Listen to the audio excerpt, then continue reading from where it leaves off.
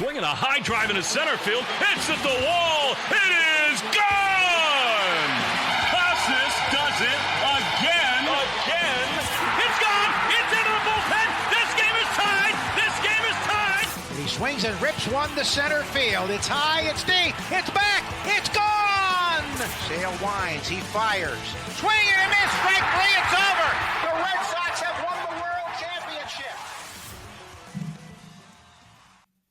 Welcome back to Play Tessie.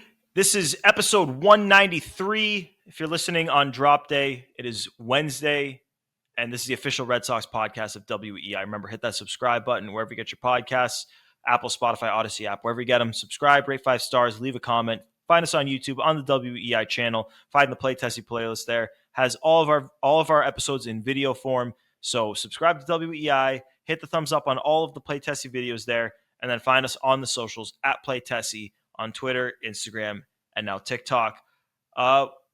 We are super excited to show you guys this interview we have with Red Sox starting pitcher Richard Fitts, Dick Fitts, on the pod with the Play Tessie boys. Super excited about this one. He came highly recommended by his teammates, which was really cool. So we had to make sure that we sat down with Dick Fitts and chatted him up a little bit and got the rundown of the Dick Fitts experience. And super nice guy. I'm excited for you guys to hear it. Any words from you guys before we send them right into this interview? I know I've said this a lot about guys on the Red Sox, but Richard Fitts, another guy who's just shockingly gigantic in person. He's a big dude. Big dude. When he walked out of the clubhouse, we were like, whoa, is that Richard Fitts? He's huge. So, starting pitcher. Looks the part. Yeah. I think the best part, too, is the more we're around these guys and the more we get to know them, they kind of like recommend guys. Or like if we're asking like particular questions, like, oh, you got to ask so-and-so, which is always good. Richard Fitts lived up to the hype because I believe Chris Murphy was telling us that he's the king of one-liners, like dad jokes. And then I believe it was Whitlock had asked if we had got Fitts yet. So that was like top of the list next mission. And he lived up to the hype. He was great. Next one, who we did not get in spring training, Greg Weissert, we're coming for you. We're getting him at Fenway. He's another highly recommended fella. Yep. So let's just send him right into this interview. We'll come back and reflect when the interview's over. So we'll take a listen with you guys, and we'll be back in a sec. But till then, Play Tessie boys with Richard Fitts. All right, we're here with Red Sox starting pitcher Richard Fitts. First off, congratulations making the roster, the number 4 starter. Going to go on the 4th game's in Texas still, right? Yeah. Congratulations, that's awesome. Thank you, I appreciate it. Yeah, so first of all, how were you told? What was that like, and how are you feeling right now? Yeah, it was really cool. They called me in the office, and it was Cora, Bales, and Breslow, and they just they told me that I was going to have the opportunity to start up, and I was really excited, and it felt like my call-up moment where kind of like my debut too, so it's pretty cool. So the two moments kind of felt similar, right? Like you get the call last year, and obviously you pitched great last year, and then this moment kind of like a piggyback off of that. Yeah, for sure. My debut last year was a little weird where I didn't know exactly if I was going to pitch or not, so this felt a little bit more real and more of a true call-up, which is cool. So last year you were throwing hard. This year you come into spring training, you're throwing like 200 miles an hour. What adjustments did you make to get that velocity uptick? Yeah, well, some of it's just pure adrenaline. It's the first time throwing in a few months, and just getting after it. But I mean, ultimately, just getting after my routine and trying to get my shoulder stronger. I've worked on my legs a lot in the past, and really working on my shoulder this offseason has been important for me. So you were part of a rare, very rare, I should say, Red Sox-Yankees trade. Yeah. Does that add fuel to the fire in the rivalry? Are you excited for the rivalry? For sure. I love rivalries. Grew up in Alabama, so the Auburn-Alabama rivalry is huge. The Iron Bowl, love it to death. So when I got to be a part of the Yankees, I was like, oh, this is awesome, like a historic organization. And then I get put on the Red Sox, I'm like, it's even better. So just having that rivalry is awesome. I have relationships with the guys on the Yankees, but I want to beat them every time we come to the field. Good answer. Good answer. So I got to ask you, I think one of the reasons Sox fans love you so much is because they can call you Dick Fitts. Do people here call you Dick Fitts? Do you like being called Dick Fitts? Like, what's your thoughts on just the whole Dick Fitts? Yeah. So my I am called Dick Fitz here at the field. Everybody calls me that. It doesn't bother me when guys do it, but ultimately, I'm named after my grandfather on my mom's dad. So he wasn't a Fitz, but his name was Richard, and so to respect him, I go by Richard. And I don't really like to be called Dick outside of like friends and stuff, but yeah, that's just a respect thing for my family, and but it is funny. It is cool. It's a lot of fun to have a nickname that people kind of grasp onto. Don't break character. I'll break character anytime. Oh, no, I almost had it. I played first base in high school. I got that. We got to do the important questions now. Okay. Gordo? All right, here's the first one. Besides baseball, what do you consider yourself an expert in? Star Wars, probably. Yeah, big Star Wars guy. I don't know the most, but I feel like I know enough to talk to an expert. What's the best of the bunch, and why is it episode 3? Why is it episode 3? Do you agree? Oh yeah. All right. Good. Yeah, I mean, it's the best one. Easy. Yeah. I haven't seen Star Wars, to be totally honest. I know. I'll get to it. Swap seats. I'll get to it someday. What I want to know, give me your hottest food take. Something controversial. We're going to stay away from the pineapple on pizza one. I don't Something like hot. pineapple on pizza. That's fine. We need something hotter, a hotter take. A hot take. Like a pizza coming out of the oven's a hot piece of food. Just kidding. I was like, where's he going with it? He's bringing the heat. Like my brain is short-circuiting. Really No, temperature hot. very literal, very literal. There we go. No, but I don't know. Good hot take for food. I would say, this is a crazy one. I went to Moe's Southwest when I was in high school a lot, and like growing up, that kind of stuff. And they had a chocolate chip cookie, and Moe's also has one of the best queso that the best queso that I've ever had. Oh no, are you? One time, little queso got on the cookie on accident. Still didn't eat the cookie. Oh no. Phenomenal. Cheese cookie? Like, Cheese and chocolate. and chocolate chip cookie.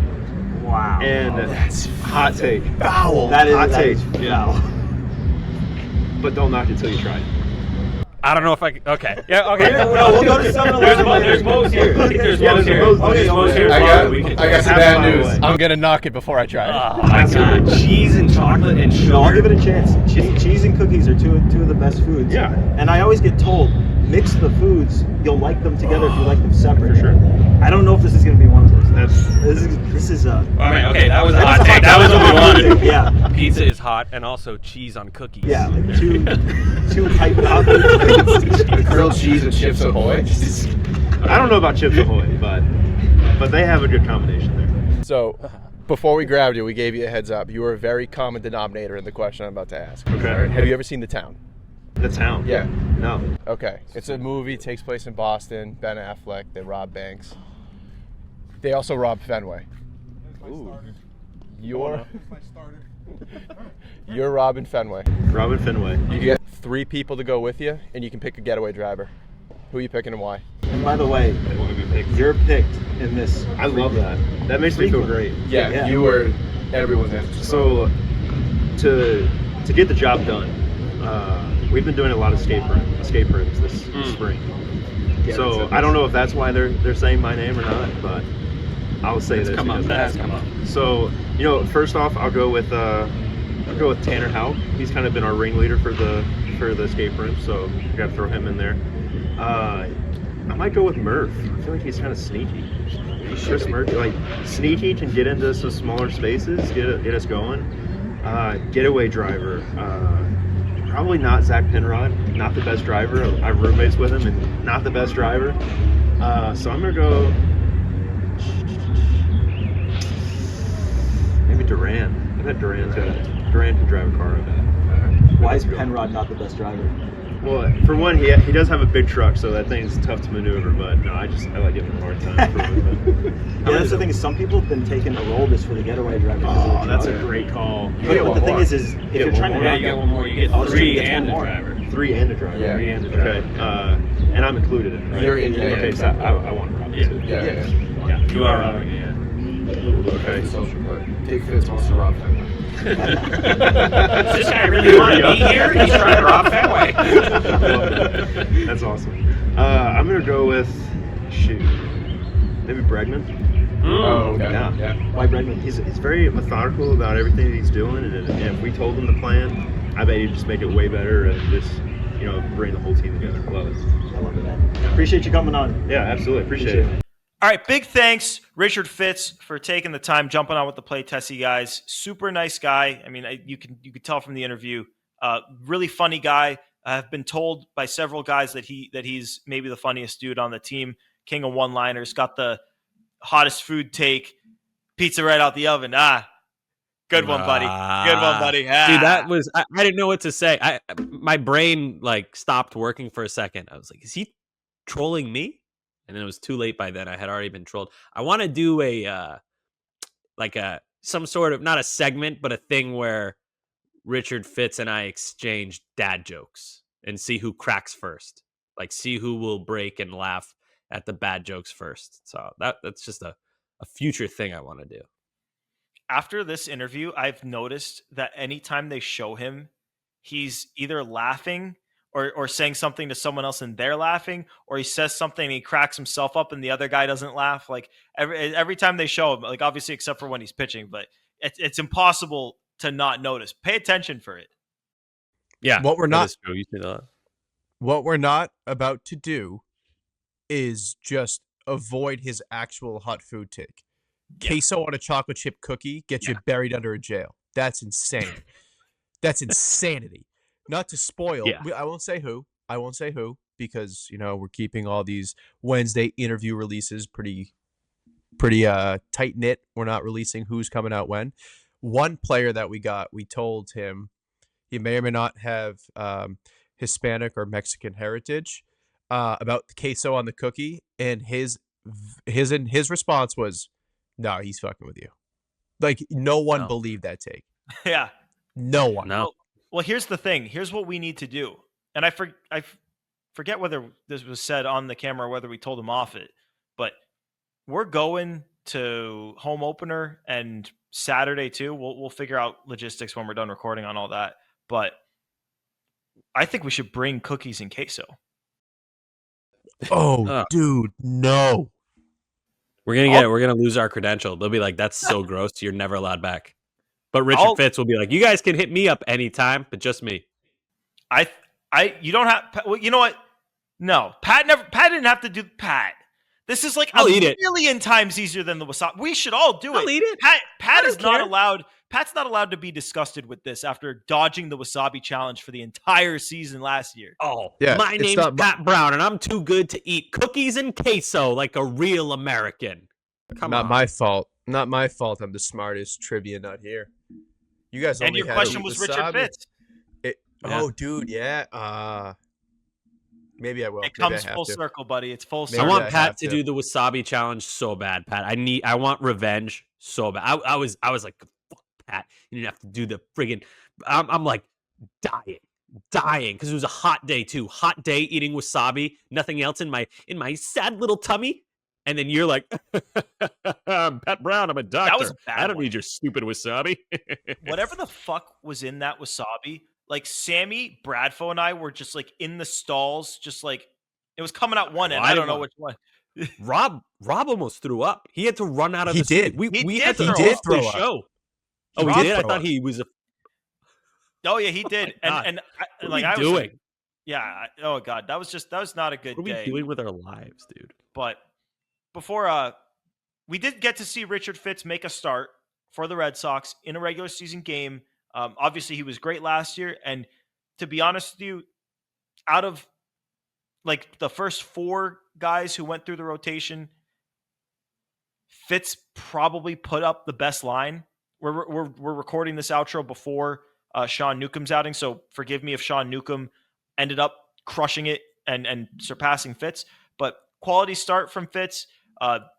Got better as the game went on. It looked like his velocity was like a little bit down at the start, maybe back to where it was last year. And then as he got later in the game, the velocity crept back up to where it was in spring training, obviously featuring a new pitch mix. Like, this is a different guy than he was a year ago.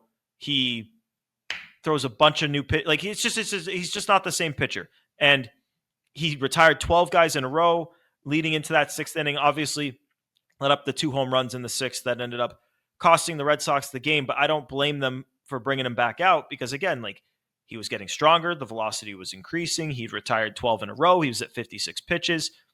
All the sign, and it's a long season where the Red Sox do not have a lot of off days early on.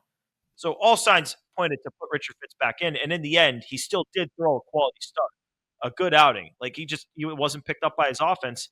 I don't know what the future this season holds for Fitz, just because they've got so much starting pitching depth that's going to get healthy. But it's hard not to feel good about the fact that this guy, even if he gets pushed out of the rotation, is a guy who can come up and be a depth starter for you guys, for your team. And if the end of the year comes and everyone's healthy, like he'd be even better out of the bullpen. Yeah. I mean, this is the depth that we were complaining the Red Sox didn't have in 2023 and 2024. This is exactly what you want when you're looking at rotation depth. What the best case scenario is that when Bayo, Giolito, Cutter, when those guys are healthy, best case scenario, we're all going, crap, what do you do with Richard Fitz? He's too good to take out of the rotation. That'd be the best possible scenario. And trending that way right now, against, by the way, good team, Texas Rangers. I know they didn't have Corey Seager in the lineup. Whatever. Still a good team. So, yeah, man.